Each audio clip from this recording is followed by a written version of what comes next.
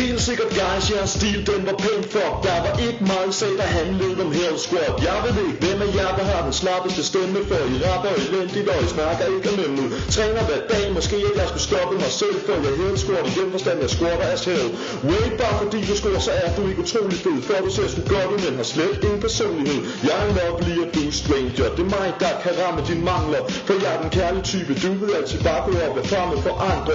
Ego-bass kan ikke rappe, Marco er et lamp lille pizzabud. Jeres kærester minder om aviser, for hver morgen bruger jeg 2 minutter på at smide dem ud. Så jeg i byen og fik sgu lyst til at vende hjem og gøre som kan lave en tråd og spørge alle de gode gamers hen. Så blandt spørger, hvordan man kan gøre min dag dårlig. Det klarer jeg jo så fint, for ingen af jer kan rap ordentligt. Min dag den bliver god af at lave det mest blærede track. Når I rapper tænker jeg, hvordan kan man være så whack? Jeg tager det selv, og mit squad er i top, så bare kald mig Hell Squad, når jeg fucker jer op.